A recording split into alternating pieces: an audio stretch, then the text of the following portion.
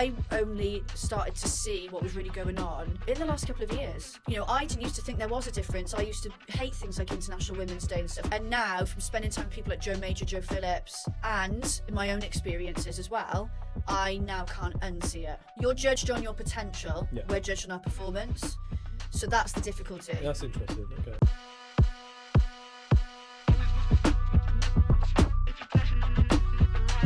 Welcome back to another episode of Rec Talk. I'm your host, Nitin Sharma, founder of rectools.io and the newly launched Rec Circle. Link in the comments, in the description below to find out what those things are. I'm not going to bore you with those on today's intro because I want to get straight into this one. I've got the amazing, wonderful Kate O'Neill here. Mate, first of all, thank you so much for travelling down. I really appreciate it. That is fine. I like getting in the car and going on a little trip. Good. I mean, we've had a lot to talk about off camera, so let's see if we can keep some of this clean for YouTube at least. On camera, we're going to talk about basically the shitstorm that is happening right now in our industry and what our thoughts are on it. So, you know, where do you want to start? Because, mate, there's so much to dig into, right? Yeah. I think all of it, like all the stuff we've sort of had a little bit of an intro chat to before going live, it all stems from stuff we've seen on LinkedIn, really, isn't it? Yeah. That's where I suppose that's the noise of our industry. Well, we all hang out on it every day. On LinkedIn. Yeah, I haven't put my phone on silent. That's my stupid. I've probably been on LinkedIn nearly every day since I was 23 when I started in recruitment. Right. Yeah. So, but it's a different world now on LinkedIn, isn't it? It's a social media. It's a social network, and that's what people still don't seem to get their head around is the fact that Microsoft don't own any other social media, so they absolutely are going to push up the algorithm pictures of, you know, people with their pets and you on your holiday in your bikini and, you know, controversial posts or funny videos. That's what they're going to push because what they give a fuck about is engagement on the platform, stickiness. Then when you come on the platform, then when you stay on it. And that might be through a combination of funny meme stuff and here's some stuff going on. But if you're one of those recruiters that's like, I'm recruiting for my client is a leading, and then sit there and be like, oh, can you all like and share my post, please, in your 35 headcount business? Yeah. Well, that's so just circulating around your office. It's just, that's not tricking the algorithm and it's not pushing it out anywhere. I think the algorithm's changed a bit recently, though, because I've noticed some of the posts I see getting traction, and maybe this is just my fucking ego dent, right? Go on. But yeah. It's not just me that's noticed it. You know, the corporate-y work posts seem to do well. And I'm reading it, I'm like, I don't really see why that's blown up. There's nothing new here. The ones that are sort of pushing the boundaries, I've noticed maybe in the last month, 6 weeks. Have you got examples, though? Like, because what do you mean by a corporate one? I think you can almost get shadow banned on there. Because sometimes, like, I've got friends that'll put a post out, and normally, historically, with their data, the time, the sort of post it is, and I've had a similar thing happen to me, it will go off, but it's not. So, for example, I put a post out last Friday, and I do sometimes some funny posts on a Friday. It's me ranting about The Apprentice, right? Yeah. And normally that would go wild. Same time, same day of the week, same sort of premise to the post. And it was so weird because I know you shouldn't get hung up on the numbers, but it's not normal. It's not normal. So got loads of likes, loads of comments. The impressions were weirdly low, and I'm like, what? And it's all of a sudden I've just noticed it's not following its normal trends with certain posts. So I don't know whether.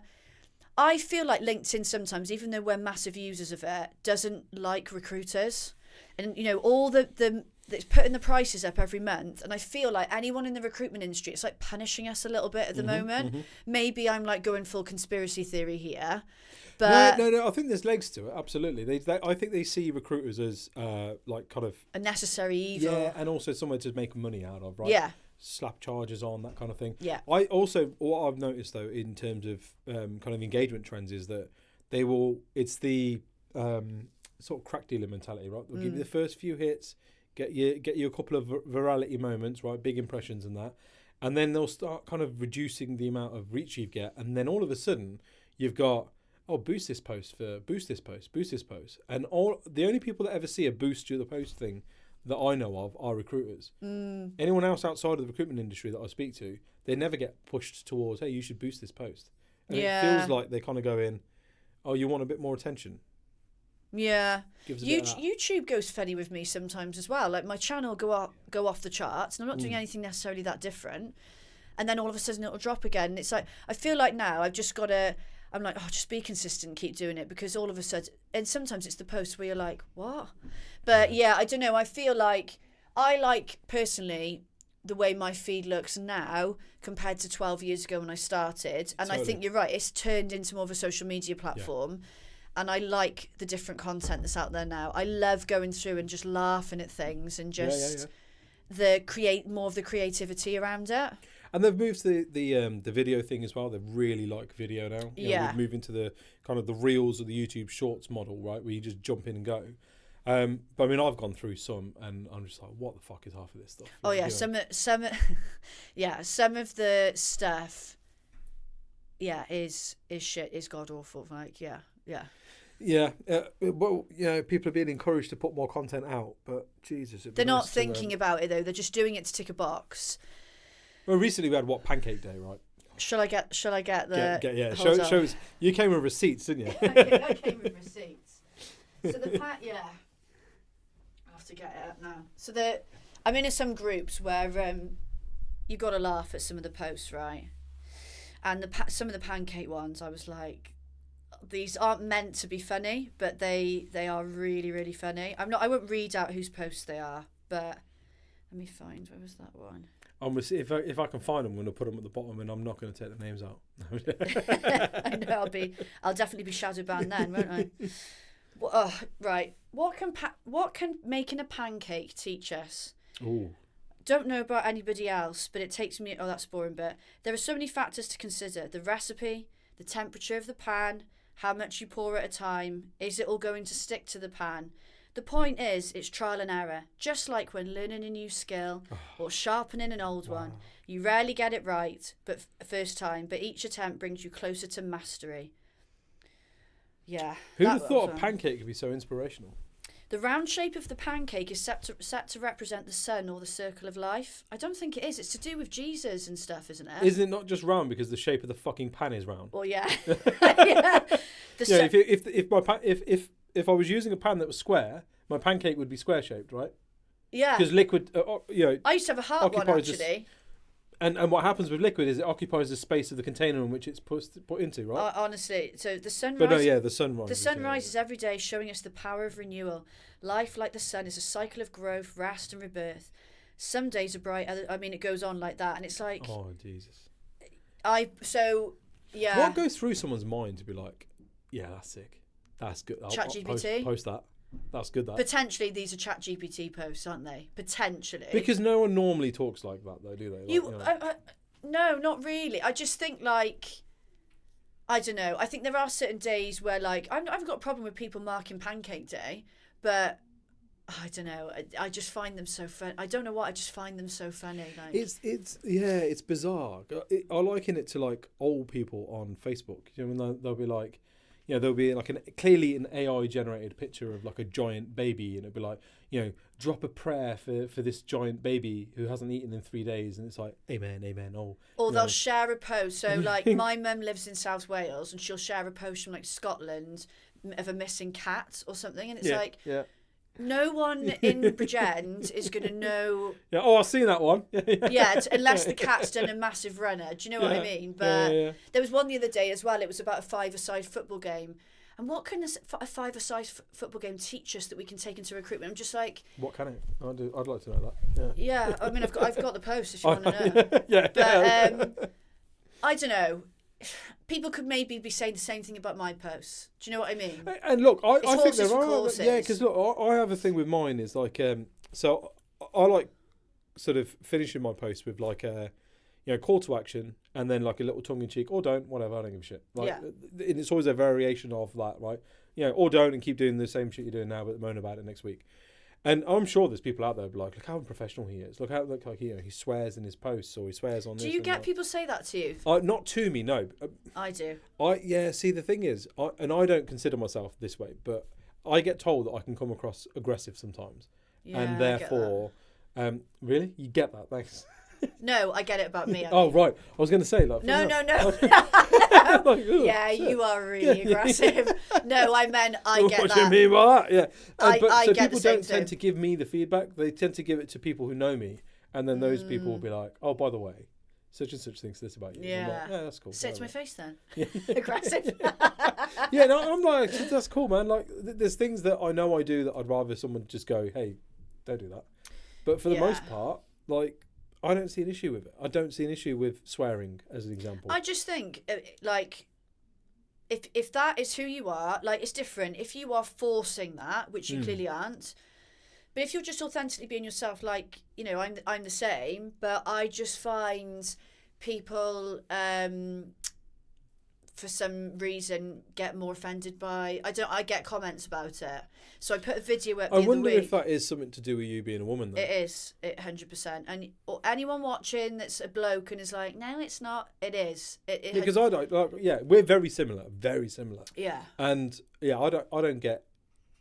I could probably say less than 5 times in 10 years has somebody ever messaged me like, that was really unprofessional. Yeah. You know, I'm sure they think it, but no one ever says it. So what? It's come up more probably since I've started posting more authentic and aka more controversial content, because I've had the confidence to do it. But I put a video up the other week, had Max Learmonth on my show, founder of Forged Talent, and actually I only said one swear word. I think it was, I can't remember, but we both swore anyway. And I put it on YouTube, and I had somebody comment like, I can't, something like, you should be ashamed of yourself speaking like that. You're so unprofessional. And I just come back and take the piss out of these people. So I just commented back saying, I think people are more concerned with the fact that I'm dressed as a cowboy in my profile picture. No response. But I actually recently, face to face, so somebody did say it to my face. I was at an event in Cardiff, a Rec Connect event. Yeah. And I was speaking, and there was a guy there who is... he's been part of a very well-known but not for positive things agency in our local area. Okay. But he's now set up on his own, and that's fine. And he came up to me and he was like, "Oh, you're completely different to what I thought you would be in real life." And I was like, "Well, how did you think I would be then?" He was like, "Oh, I don't know." Like, went all funny. I was like, "Go on, say it." And he was like, "Well," I said, "You thought I would be aggressive?" And he was like, "Yeah." That was a bit aggressive. Yeah. Say it. Tell me. But. You know, I was in a group of men, and I could tell they knew what he was going to say, and they were probably thinking, "Don't say it." Yeah. Shut the fuck up. And I was like, he was like, "Yeah, I thought you would just be a bit intimidating and scary," and I was like, "Yeah." And let me ask you this: is it because I'm, you know, he's watched videos of my Recruitment Uncensored, whatever, and I was like, "It's because I'm direct, straight talking, and I'm a woman." He was like, "Yeah, to be fair." And to be fair to him, he said it, you know. The thing is, we are in a male-dominated industry, though, right? Yes. And like, as much as we can sort of try and sugarcoat it and spit out the facts of the increase of the number of women in senior management roles and all that good shit. Well, there isn't really. We're going backwards.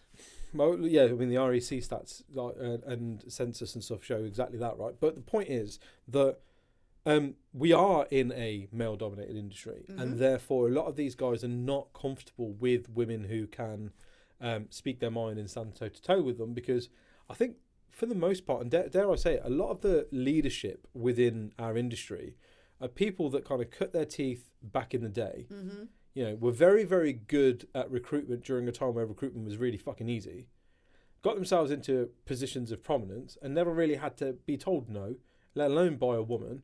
And so now they're kind of like, this is weird. Like, what do you mean? Where have you got the backbone to talk to me like that? Yeah, I think... So I'm very lucky. I count myself as very lucky because I have a lot of male clients. So majority of my target market are men. But I also have a lot of male allies in this industry, like yourself, people like Si, Ross, Sullivan, like loads of people. Look at me, Miss Popular. But do you know what I mean? I've got men in my recruitment world who it's not just I'll be friends with Kate 'cause she's a woman, that ticks a box. It's a genuine, but they're allies to the female people in our industry. Do you know what I mean? Yeah. So I'm very lucky that I'm in that position. Whereas I know there's a lot of women in agencies where they don't have that situation, and you know, I only started to see what was really going on in the last couple of years. You know, I didn't used to think there was a difference. I used to hate things like International Women's Day and stuff. I still don't buy into that day as such, but I used to be like, what do you mean there's no difference and women need to put themselves out there more and blah, blah, blah, blah.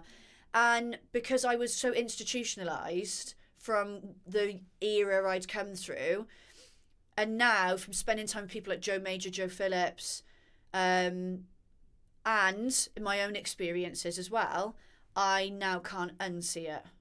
And it's little things like, you know, I've tried to get YouTube sponsorship, funding for or investment in my agency. And I've literally spoken to people. I've got a friend locally and he got invested in so easily. He's like, okay, it was so easy. Just go and speak to this guy. I only had to do this, this and this. I got investment. They'll love your idea. And I just get brick walls. And it's really but, I mean, look, difficult. there are women out there that do manage to get 1%. funding and 1%. Yeah.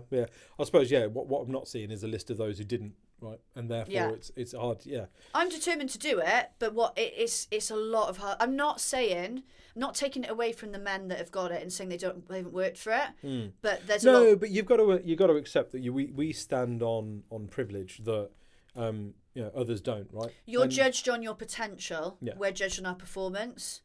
So that's the difficulty. That's interesting. Okay. So, you know, I'm say with my YouTube channel, they'll look at only my performance, not the potential of the channel. Because obviously if I got investment, I could do way more with it. Whereas men are judged on, and you see it in businesses, promotions and stuff. Yeah. You know, not just the recruitment world. No, but a lot of investors will usually, will openly say that they invest in the founder and not the idea. You know, they back the founder. So I hear that. But going back to the sort of, and it's not just men. I've had a couple of men really go in on me on LinkedIn, who I've since got rid of. And I'm not one. So sorry, one I got rid of, but a lot of people have got rid of him. The other, he ended up deleting me. Is this Goldsmith? One of them is, but the other one, I got no problem chatting shit about him. He went in on Helen Plumridge, who I was speaking at the expo last time, and saying, you know, I can't believe it. Women only talk. Can't believe you're talking about this. It's irrelevant. It's not irrelevant. But do you know who is irrelevant right now? Him. Yeah. Massively. But I'll get. There was another owner of a recruitment, quite a big setup business, that just kept commenting on my stuff all the time, disagreeing, going in on me, and I was like, just don't watch the show then. If you don't like it, don't watch it. But then he DM'd me, I'm really looking for some training for my staff. I'd love to have a chat. And I was like, sorry, I'm busy. And he's deleted me because he can't cope with the ego, Dan. I won't be working with somebody like that. That if he speaks to me like that, well, how's he treating his staff? Yeah, that's an interesting one, isn't it? Yeah, because you could argue that he was just trying to get on your radar, but then equally he's like, there's no need to be. There's better ways. Yeah. Do you know something? One of the comments he actually said, because I was sort of going back with my view. Put some context to it. Yeah. So he said, why don't you tell the audience the last time you built a business to 5 point whatever mil and sold it? Because I wasn't afraid to go back and say my opinion. He obviously got fed up of me having something to say, so was like, I'm going to try and make you look stupid. Yeah. And I just replied and said, I think we've both got a very different idea of what success looks like. Let's just leave it there. Well, lesson number one is you're talking about your turnover. Let's talk about your margins, mate. Let's talk about your profit. Let's talk about EBIT. Let's talk about how your staff felt working for you, because I know for a fact that you. Yeah, but let's start there, and then we'll work all the way through your attrition rate. You know, your client mix. Let's talk about actual proper business metrics rather than I call it the recruiter dickhead mentality, right? I grew a such and such turnover business with such and such headcount. And sold it for. And such and such headcount, right? My God, right. It's 2025. I can build a such and such turnover business with a third of that headcount and the rest with tech. You're too dumb to do that. So you managed to sell at a time where recruitment was easy and money was out there and being spent. You know, that's what happened. Let's call it what it is. But just that comment alone, I thought, you are making yourself look like a twat. Yeah, because you're doing it in the public domain. Like, I don't understand when. I can't seem to pinpoint when we as a society forgot how to have a intellectual debate and end on Hey, that's cool. You think this, I think this. Yeah, and we can both coexist. No one's right, no one's wrong. Do you know what I mean? We've got our I opinion. respect what you're saying. I hear it. I disagree with it, but I hear it. I get your perception. And I have this all the time when I'm constantly going, no, recruitment's not a sales business. Recruitment's not a sales business. And people are like, oh, you're wrong. And I'm like, listen, that's cool. I hear you. My opinion is this. Yeah. So I have a different opinion. I think it's sales. I mean, marketing and sales come hand in hand a lot of the time, I think. But again, yeah, I think people just have to be right. Do you know what I mean? Yeah, seek some sort of validation in public, like, acknowledgement of, no, you're right. And what are you expecting when you start getting into a fight with somebody on LinkedIn or any social media thing for that matter? Are you expecting them to be, I bow down to you, you are intellectually superior? Like, what the fuck is, like, it's like arguing with a referee who's decided to send somebody off. Yeah. The decision's made. It's done. Like, you're not going to turn that around. No bouncer ever said, no, that's a really good point, mate. You're right. I shouldn't have said no to you. You can come back in. You can come in, yeah. Right? What's the point? You're arguing about things that, like, I think this, you think this, and now we're going to argue about it for 20 minutes on LinkedIn so that you can look intellectually superior. When you know you're going to DM me afterwards anyway and be like, oh, mate, can we have a chat? If he was commenting things where it was the way he was saying things, I don't have a problem with someone disagreeing with something I say. It was more that he was trying to make me look. He was being mean. That's the best way to that's such a girly thing to say. He's so mean to me. He was being mean. It was just like, basically, he is known for being a bully. And it was that sort of mentality. And it's like, luckily, I have the confidence to respond. But when some that's people worked in business for your entire business career, it's hard to come out of that mentality, right? You got to...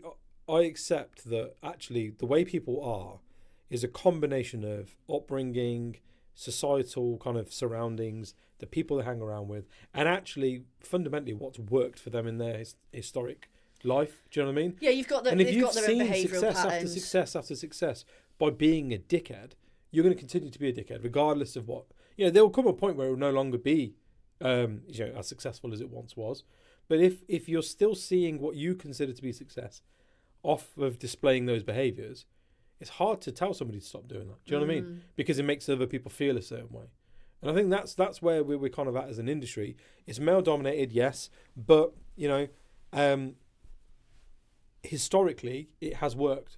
The leadership team and the management structure, the way they've run businesses, the way that women by and large have been sort of capped to a certain kind of level, has always seemed to produce results. And because historically there's been no kind of like, okay, but here's a business that is putting women in higher forms of leadership, CEOs and that kind of thing, and let's use that as a blueprint, because there's not as many of those examples. It's hard to argue that point. It's not impossible, but it's hard to. I just don't think there needs to be a blueprint. No, otherwise we're never going to get anywhere. You're right. I agree. Listen, you're talking to a product of immigration. Yeah. You're talking to a dad of two women, two young women. You're talking to somebody who wants to see change in our industry, right? I hate the old guard with a passion. I hate what a lot of people in prominent positions in our industry stand for, and I cannot wait for their relevance to continually degrade away like it's been doing. But I'm also at the same time accepting of the fact that change only really happens when there is a blueprint to be able to go, here's somebody who's made it work, and therefore I can argue that it's going to work. Take remote working, right? Remote working, you got all of these same people who are, the people that you find issues with are the same ones that will push people back into the office working, because it doesn't work. But then it takes somebody like Alex Dick of Alexander Lyon Solutions, I believe his business is called, to run and start and grow and scale successfully a fully remote business model for people to be like, right, well, there's somebody who's done it, so I've got someone I can use an example now. But so I think as well there are women, there are agencies that have got a really decent proportion of females in there and in leadership roles, or even founders. I know. But then you've got the other barrier of that being exposed enough, and you can argue, well, are those people putting themselves out there enough? But sometimes they are, and it's just not given. So you go to some. I remember it was I think it was the team conference last year. Time goes so quick. I'm trying to remember what year it was. I think it was last year, and I think it was is the keynote speaker the person that opens up the conference? I think so. Yeah, I don't ever know what it's called. I've got it on my We don't profile. know I that. should know. Do you know what I mean? I'm a keynote speaker. I should know what it is. And look, I'm not saying it was done on purpose, but all the recruitment business owners they were highlighting as being the stars of the year sort of thing, or the people to look up to, were all blokes. Now, because men are better. Yeah, aggressive. But okay, I'm sure you could have found at least one woman to put in that. Yeah, but then does that not become tokenistic? No, because I think if you genuinely are looking for success, but if you're but I hear that, right? I do hear that. But if you're saying, listen, our metrics of measuring success is turnover, right? And then you look at all the businesses that are within, take Team Network as an example, and they go, okay, here's all the businesses. Well, they weren't from Team. Oh, okay, this is just generic. No, but like, okay, but you take your sample size and you go, we've chosen our metric by which we're measuring success. Yeah. And therefore, here they are. And if they just so happen to all be men, is it not tokenistic to then say, but we need proportional representation, so knock half of those off and replace with the next 50% of women that rank wherever they rank, but women-led CEO businesses, because we want proportionality. I would find it hard to believe that they couldn't find at least one woman that was doing the same turnover as the three that were picked. I would find that very hard to believe. That's fair. So it wouldn't be tokenistic. So would you prefer? Not prefer, but would it be a better approach to say, here are also 3 of our top 3 female CEO-led, up-and-coming, rising star? Do you know? Because actually, what I find is interesting is that the conversation becomes weaponized, right? I was at an International Women's Day event run by Mixos Group, and I love those guys, right? Chris and Gemma have done an incredible job. Soon. Mate, they are, and honestly, amazing business, right? Incredible job. There's everyone I've ever spoken to at those events who are by and large attended by HR and TA professionals and leaders rave about their service, the agency that they are, the type of business they are, right?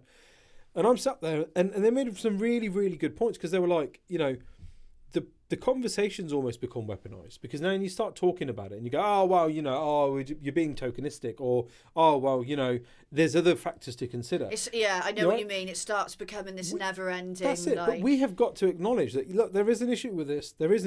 So actually, we are going to give female representation its own kind of focus point until it becomes a point where it's not a conversation anymore. Do you know what I mean? There was a period of time where you had football teams or you had baseball teams in America that were blacks only. And then that eventually stopped when the integration became so prominent that it wasn't a problem anymore. Yeah. The conversation wasn't a problem anymore. Do you know what I mean? I feel like that's kind of where we are with this sort of stuff. I think it feels tokenistic when, and this hasn't happened to me, but I'm just giving an example.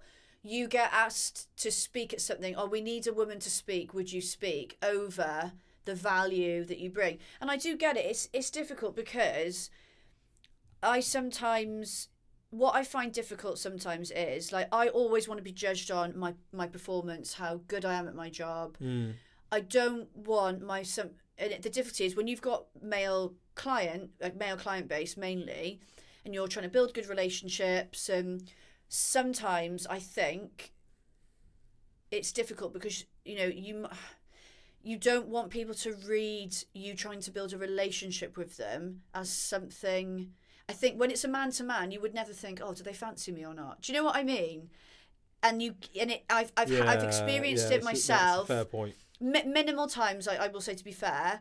And I'm not saying anyone has ever been massively inappropriate, because I wouldn't be happy to deal with them. But I sometimes am like, I would like to be, and I'm not saying I'm a fucking oil painting, but what I'm saying is you sometimes do get judged not just on your work, on your appearance. You're right. You're absolutely right. I will. From personal experience, there's been times where I've had really engaging meetings or conversations with somebody, and I've gone in the back of my mind, oh, she seems a bit keen. You know what I mean? Yeah. And immediately I'm like, that's not right, because you wouldn't come off a call with John or Mike or, you know, Adedeo and go, oh, he seems a bit keen. Right? Yeah. You know, cheeky. Do you want a piece? No, do you know what I mean? You just wouldn't, right? No. And you have to kind of like sense check yourself. And it works the other way. Like, you know, I'm not saying that it doesn't. Men don't ever get that as well. I think some of it though is that men don't get very many compliments in their life, right? At all. And like, try it with the men in your life, right? If you tell a man in your life, oh, that shirt looks really good on you, not an overtly kind of like a come on. Well, the only men in my life really are clients. Right, no, but yeah, if you well, I know. If you go, those shoes look really good. I like how you styled your hair today. That man will carry that with him for the entirety of the year, and every time he puts that shirt on or those shoes on or whatever, he'll remember that time that you said it. Women get complimented more times in a day, by and large, than most men do in their lifetime. So you've got to kind of like it's a lot. Yeah, it's a lot more nuanced, isn't it? So yeah, it's easy for a man to kind of sit there and be like, is she kind of telling? I don't really, what's going on here? That kind of thing. And that's not to defend men that then be like, inbox you and be like, oh yeah, you look great, the stupidity of behaviour. But behaviour is very, very nuanced, and you've got to kind of take both angles. Do you know what I mean? Yeah. So when a man gets asked, hey, would you like to be the keynote speaker for this? They don't think, I wonder if there's a better woman out there than to do this for me. And they absolutely don't think, am I like, they see that as like, oh, I've been approached. You know what I mean? Yeah, and really, if they're being approached, it's not their job to raise. No. Have you asked a woman before me? That's not his responsibility. I'm talking about event organisers as well, but they're in difficult positions. I'll take Louise, right? Louise from the It's an incredibly difficult decision. She's in a very difficult position because she's got to let more people down than she's got to please. Well, you've got so many applicants. You've got to organise that event. I couldn't even put up with the stress of organising it, let alone on the day. I see her running around the expo and think like, how are you? With a clipboard. How are you keeping your cool? Because I would literally be on the verge of a breakdown. It is difficult, and I'm not saying it's not. But I think as an industry, I haven't worked in other industries, so I can't comment on what it's like. But I think sometimes, okay, it's easy to say, well, no women put themselves forward, or, there's less female business owners. Well, what about the people that work in that business? Is there a woman that you could give an opportunity to speak on behalf of the company, or you do a double act and you support, or, Louise is big on panels and stuff, isn't she? To try and sort of open that up. I think we could sometimes do a better job at that. But look, no one can be perfect. No, but I think this is the thing, though. It's got to start being an openly discussed. When you accept there's a problem, you try to address it. Exactly. Right? When you've got the awareness. But when you don't accept that there's a problem, or by and large, it's not accepted that there is an issue, it's harder to kind of deal with that issue. Yeah. Because it's not seen as an issue. No. Oh, you're just making a problem about it. You're talking about this as if it's a problem, but it's not an issue in my business. It's not an issue in my sector. Do you know what I mean? It becomes very kind of like, no, in my world, this isn't a problem, so therefore it's not a problem. And that's what my mindset used to be like, not that long ago. So I'm not sitting here and pretending that I've always been this woman that, advocates for other women and has these views. I'm still learning. Even Jo Major will say to you that she learns things all the time, and I'm nowhere near Joe's level of knowledge and Joe Phillips, around this subject. But being around people like that, and learning from them, and like I said, just through my own experiences, it does just exist. Playing devil's advocate for a second, though. You mentioned indoctrination, right? And you were like, I didn't think it was a problem because, I was indoctrinated into the thought process that it wasn't. One could argue, though, that by spending the amount of time that you do with female first fighters and EDI specialists like Joe and Joe, have you not just been indoctrinated again, but into the opposite trail of thought? So I think... Boom, that's an interview question. Yeah, so when I say that that's how I used to think, mainly it came from, I'm, again, I would say it's lucky, but other people might not want my personality. I've always been very confident, strong, fiery, wants to win, wants to be the best, and naturally have always, since I was a child, got on very well with boys, men. Yeah. So that's just always been my world. Yeah. So it wasn't so much that I was flung into an agency that was misogynistic, and Yeah. we actually had a really nice balance of male and female, but it was 12 years ago. So some of the things being flung around the office were different, right? But me being who I am, I was one of the blokes anyway. Do you know what I mean? I hear that. I have naturally always coped well in that environment and still could hold my own to a certain extent. So it wasn't so much that I was sort of in this environment where I was made to think that way. Naturally, because of the type of person I am, I was drawn to that sort of... But then could you not argue that personality type is better suited to this industry? Not because it is male-dominated, but because that personality type suits the industry better. Take primary education, for example. It's very well documented that there's an incredible imbalance in the number of men that are in primary education. And yeah, massively. Yeah, right. And so, yes, they could do a big recruitment drive and be like, come on, men, come and teach these little kids. Or they could just accept the fact that actually, you know, a bloke is not well suited to primary care, and therefore, you know, we don't need to make this a kind of, you know, we need more men. What we need to do is make this we need better teachers. So you know what I mean? I do a lot of behavioural work. I'm a behavioural profiling specialist. So what we say, DISC is the one that I'm sort of an accredited trainer in. So what the whole ethos behind DISC is that, and probably a lot of the other behavioural profiling tools, other ones do exist. Anyone could do any job, they're just going to do it differently. Now the problem is that you could easily say, and it's, you know, I hear it all the time, oh, well, we need people like you, you know, out there, salesy, direct. But I've worked with plenty of agencies and consultants that are the opposite to me and make fantastic consultants. We just have the perception that you need to be like this to survive. Yeah. You don't. But it becomes like that because we don't make it an environment where those other people can work. Because do you see what I mean? This is why I find this subject so interesting, because you could say that about primary school teachers. Yeah. Yeah, the same thing applies, right? Yeah, same thing applies. So a lot of the time when I'm going into agencies, I'm having to educate them around, right, okay. And a lot of the time the directors, founders, managers are just trying to hire replicas of them, who are usually people like me and you.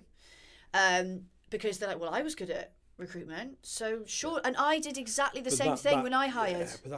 Yeah, but I mean, that's an entirely different issue in itself, isn't it? In terms of, trying to replicate past it. Basically, it's just, somebody like me, of course, could be, but I've worked with people that are similar to me in agencies and they haven't worked out. But your behavioural preferences are an onion layer. We are like, if you think of us all as onions, is it Shrek that uses that analogy? Yeah. And we're both in green. And you're dressed like him as well. Yeah. Don't look like him though, luckily. I'll take that one. But you know, you've got hereditary factors. You've got role models that come into your life and affect you. You've obviously got the behavioural stuff as one layer. You've got personality. Sometimes disorder, you know, there's so many things that make you trauma. You have trauma that happens in your life, and that makes you a different person. So all these things shape us as people. But I think, you know, it would be, going back to what you said earlier, it could be very easy to say, well, you only think like that now because you spent loads of time with Joe Major, Joe Phillips. But I think, and I think that I was never in an environment where I was exposed as much to, you know, and my second agency I joined, we all worked remotely. And actually it was female heavy, that business. There was only one male consultant out of all of us. No, two, sorry. And we all worked remotely. So I wasn't in an office environment. I was sheltered from it, if that makes sense. But now, you know, as part of my business, it's important that I understand it, because I'm going into agencies with different cultures, different people, you know, and a lot of women. And I want to be an advocate for them and an ally for them, especially at the trainee level. Do you know what I mean? You know? Yeah, because this isn't a case of just putting women forward for the sake of it. There are women within your business that are not heard because they're women. Who are not given opportunities because they're women. I hear that, right? I do hear that, but that's an uphill battle. I like uphill battles. I just think Look, like I said, I am in no way an expert on this subject at all. I'm passionate about it, and I want to be part of making a difference, and I'm not going to shy away from, talking about it, and I'm happy to learn about it. I like having conversations with people where we've got different opinions and we can learn from each other. But if people like me are too afraid to talk about it because we don't feel we know enough, then it's not going to get talked about enough. Let me ask you this then, right? And I don't believe for a second kind of what I'm about to say is fair. It's just an offering of a different point. But do you feel that then all the hard work that people like the people that you've named, right? Joe Phillips, Joe Major, yourself, and everyone who advocates for this sort of stuff, do you think that their work is kind of undermined or undone when you have got junior or kind of recruitment consultants in their first couple of years experience who will take provocative pictures on LinkedIn and will, use their attractiveness and or sexuality as a way to engage an audience of people? Because we've all seen it, right? And I know recruitment business owners who have openly said, I hired her because she's fit and she don't mind taking pictures of herself, and she's great because all the temps love her. Yeah, and that kind of stuff. Do you not think that kind of undermines sort of behaviour undermines massively? Sort of it massively does. The one thing that winds me up on LinkedIn, and I do worry because they're usually very young, and you wonder how impressionable they are, what they're being told to do. Absolutely, yeah. Again, but they could still be doing it off their own backs. Well, because they're making the decision to do it. They're making the decision to do it, but again, isn't when they're posting, and look, I post some random shit on LinkedIn, right?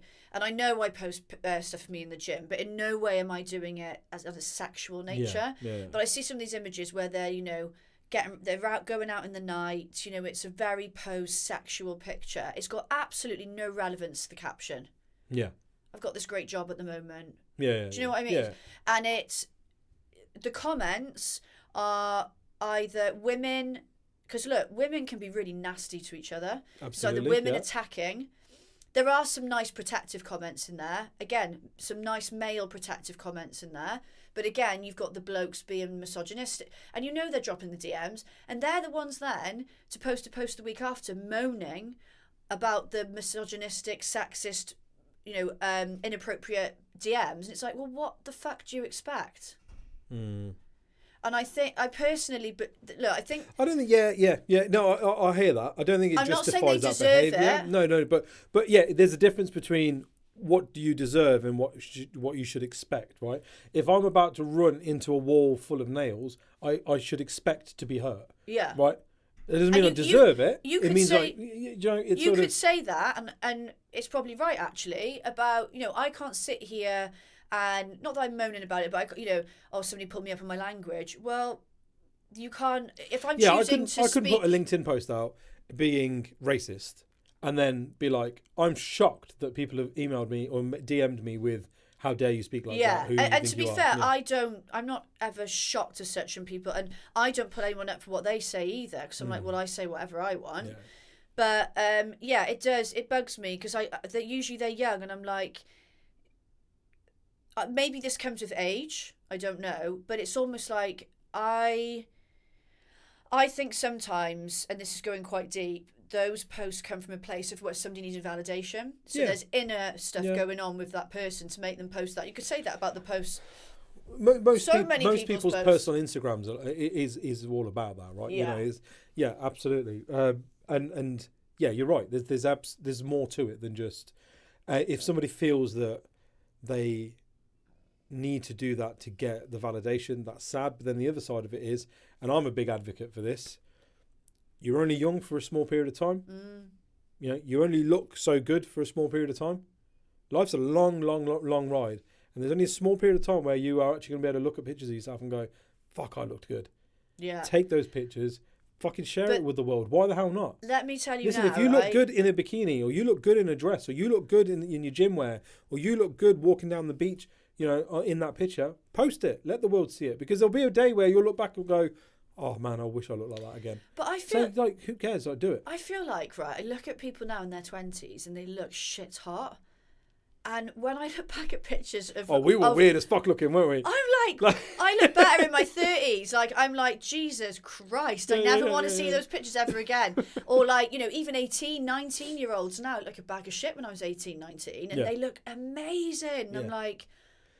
Which is sad because there's a lot of pressure to look that way. You know, we didn't have that. Yeah, they're totally different pressures. And again, that might be what comes into those posts. But yes, in answer to your question, I do feel like it does bring us backwards a little bit. Yeah. It's a very, very complex subject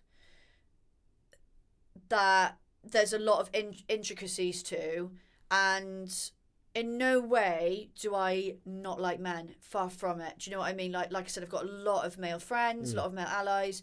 It's not like that for me. It's not like a man against woman thing. No, because that's too sweeping. That's way too sweeping. I think because there's not just as many. No, that's wrong. But there are also women who, you know, undo all the hard work, right? Or will say, well, what did you expect? Or will, you know, do you know what I mean? Will act and behave a certain way. And we attack each other. Oh, well, you should be a mom. You should prioritise being a mom. Or, you know, why aren't you married by this age or whatever? There are just there are you know, a strong amount of women that sit in that camp, and I don't think it's ever a men versus women thing. I think it's a mindset thing, or a sort of almost a social maturity thing, right? There's massive culture. I mean, you know, like I'm 35 and I'm single, so I get asked a lot.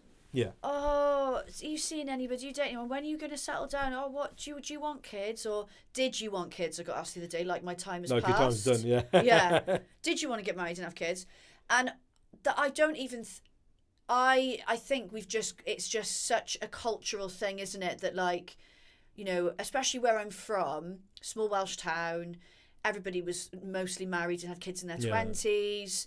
You know, the fact that I live on my own, I own my own house, and I've got businesses, people are like, you're fucking weird. Yeah. You know, and the fact that I'm happy single, I'm not trying to find somebody. So there's so much that comes into it. No, yeah, you're right. And what I really sort of I'm looking forward to is what happens in the next decade, right? Because you are no longer the anomaly that you think you are, right? So take kind of, if I think about the women that are in my life that are in their 30s or older, are, you know, my niece and my wife's two sisters, so my sister-in-laws. They're not married. They're in and out of relationships. They are effectively kind of, you would say, time capsuled for what they were like in their 20s, right? I'm still living like I'm in my 20s. Do you know what I mean? And I think that's normality now. And those who are like, they're loving life. Yeah. They've seen more of the world than I ever will. You know, and like, do you know what I mean? But like, I think that it's this next decade is going to be the difference maker, because now you can start a business on an idea, you know, with very little investment. The investment thing's not such a big deal anymore because you don't need it, right? No. Low code, no code solutions, AI, automation. Now you get to see, all right, well, historically, the oligarchy and sort of hierarchy of this business has held me back, but fucking go and do it on my own and show you what I'm capable of as a entrepreneurial woman, which, you know, and not just an entrepreneurial woman, but somebody from a low income background or an ethnic background that's different to the norm that are within certain spaces. You know, it's going to be interesting. It's incredible to see where things are going to go. I think, you know, I don't think I'd be doing this for a fucking living 10 years ago. Oh, I said to you before we went live, didn't I? I was sitting on the toilet just there, and I was like, "Oh my God, this is like my job." Like, I get to, like, I had a meeting this morning in Birmingham, and I love getting out on the roads and meeting people face to face. I was like, I get to do this as my job. Like, this is, I'm so grateful. I feel so lucky, because I've got a lot of friends that hate working because they hate their job, and they just do it and they live for the weekend. Yeah. And I know this sounds really cringe and people won't believe me, but quite often I live for the week. Like, I genuinely do. I have to be productive and busy all the time. And the last couple of weekends, because my house sale fell through, so I haven't been doing as much packing, I've been like, I'm just ready to go back to work now on Monday. Yeah, like, I love feeling like productive and doing things. We're aligned like this, though, right? I have two very firm rules in my approach to my business. And the first is that I will not do business with people I don't like, right? Your money doesn't mean anything to me. Yeah, I'm like that. This is my job, right? I have to do this 3 times over with my clients. if I don't like you or find you boring and not very engaging, I don't want to waste my time sat here for 3 hours. Well, it's soul destroying, editing and that, right? Just doing that and go, oh God, this is another fucking shit one. I'm not looking forward to this one. You know what I mean? And that's like a non-negotiable for me. And then the other one is things like revenue splits and rev share and stuff. Don't do that. We'll never do that. As soon as you start talking about it, it's like, no, not for me. Yeah. And so, yeah, but yeah, we're fortunate. But again, as I said to you, product of immigration, you know, I know what my close family and my effective family have either had to really push themselves in education to land good jobs, or just accept the fact that we have an upper limit to what we can achieve in life, and that's what we're going to kind of stay within your lane, right? So I hear it. Everything you're saying, take female out of the equation and put in person of colour. I hear it. We're walking that walk. We're fighting that fight. We're hearing and doing the same old shit. I know how fortunate I am that because of this, and I tick a box enough to go, hey, yeah, we have a slot for you. Yeah, we can have you in there. But I'll ask you that token question as well, because do you ever feel like that, and does it get annoying? No, do you know? It happens in the back of my mind sometimes. Yeah. Right? So with the expo, I know how incredibly competitive it is to get a slot, a speaking slot at the expo, let alone 2 years on the bat, right? But then the other side of it is, if I allow myself to think that the only reason I got that was because I ticked a diversity box, I'm undoing all the hard work, because then all of this is pointless. I have to believe that, no. Got picked some good. Yeah, I'm fucking good at what I do. And they've looked at it and gone, listen, that was really good. The last time you did it, yeah, we want you on again. The topic that you've selected this time is interesting. Works, yeah. We want to know that's going to add value, right? And if it just so happens to tick a couple of diversity boxes along the way, my panel is 4 people, 2 of which are women, right? And that was important to me. If that ticks a few boxes along the way, hey, great, so be it. That's good, because that helps, you know. But yeah, I can't allow it for me to sit there and be like, well, I only got picked because, you know, it gives them a chance to say, hey, yeah, we put a brown person forward, because then that's just me shitting on what I do. Yeah, you know? And the hard work you've put into it. That's it. Yeah. That's how I feel. But I hear it. Yeah. It's weird, because I come from, I suppose you could say, like a privileged background. So I think a lot of people wouldn't even assume this about me, because I think there's, again, that perception of, if you come from money, you know, won't work hard, won't graft. And genuinely, I'm like the way I am because I've been brought up to be like I am. But my dad, you know, he came from nothing, from Liverpool, first person in his family to go to university, and was incredible, and still is incredibly successful through fucking hard graft. You know, we didn't see him much when I was growing up. You know, he lived away. It was work. And I started working voluntarily from when I was like 12, 13. Yeah. I had 2 jobs and I was in school. I fucking loved working and earning money. Like having my own money. Loved it. When you haven't got it, that first paycheck that comes through, you're like, oh. But in some ways I did, because I was lucky enough to grow up. Don't get me wrong, I wasn't spoiled. No. But we never went without. We had a nice house, we went on holidays. You know, by the time I was 16, some of the countries I've been to, none of my friends had been to. But I don't know what it is within me. I've always put myself in positions where I've been thrown out of my comfort zone. So I grew up in a small Welsh town, quite an affluent area. I went and got a job in Cardiff with different people, different backgrounds. Went to college in a different area. Went to uni in England. So as a result, I've become this well-rounded person that's not sheltered and in this bubble. And like I said, I've always worked, and everything I've got, my house, you know, my businesses, I've done myself. Do you know what I mean? My ideas, my sort of thing. But so I suppose I've sort of broken a bit of. I would never understand people that have come from where they've literally grown up having nothing. You know, and I don't pretend to understand it. And I massively respect people that have. But I've also worked hard myself. Do you know what I mean? Yeah, look. But I was lucky to, you know, I wouldn't have been able. I had my dad paid for my university. Do you know what I mean? Yeah. So I know how lucky I've been, but I've also worked really hard as well. So take that same mentality though and apply it to a middle-aged white person in recruitment. They can still go. Look. I know I'm privileged. I know that the road for me has been paved a lot easier and smoother than others. But that's not fair to take that away from me because I am white and middle-aged. Yeah. And possibly straight as well. You know, do you know what I mean? Like, just because that's where my mind goes, is let's always look at the balanced perspective here. Yeah, right? they're always... If I'm a straight white male who's middle-aged, right now I'm going to kind of feel like, fuck, man, like, everyone's against me. Like, I don't fit into a box or a criteria. And I do get that, but then, well, we could all say that, couldn't we, really? Yeah. Everybody could say that. And I think I don't like to be in that sort of victim mentality, but I think, and it's not taken away from those men, for example, that have worked really hard, but I think you can't, if you feel like that, how do you think women feel? Yeah. You've got it. And again, I'm not being like, we've got it, you know, poor us, but it's fucking fact. It's acknowledgement, isn't it? Yeah. It's reality. Yeah. You know, if you've ever watched Jo Phillips speak, she does a very powerful start of her talk where she gives facts, data, percentages, and it's fucking shocking. Like, it's actually shocking. It's that we're in 2025 and we're not going anywhere fast. You know, like things like the gender pay gap.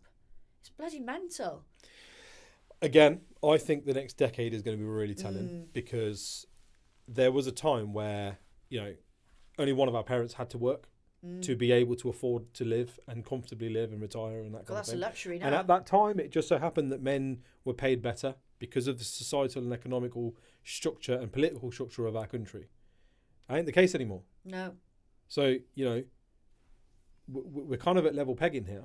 You know, if you take the gender pay gap in my household, my wife out-earns me and has done for, you know, short of maybe a 3-year period when I was running my recruitment agency and bringing home more than her. She always has done. Always has done. She's always out-earned me. And, you know, but we both need to work because of the cost of the household and all that sort of stuff. So I think if we were to draw a line and go, right, let's start from now and in 10 years look at the gender pay gap, I don't think it'd be as high. I think the gender pay gap comes in more if you look at a business. I know it's the equivalent payment of what is paid, in a business. Right? But I think, again, that's based on, like, historically speaking, women were always ones that took the maternity pay and the maternity leave because, again, paternity pay wasn't great and time off wasn't great. And so if you then go to start a family and you take 2 years out, you're 2 years behind on your career.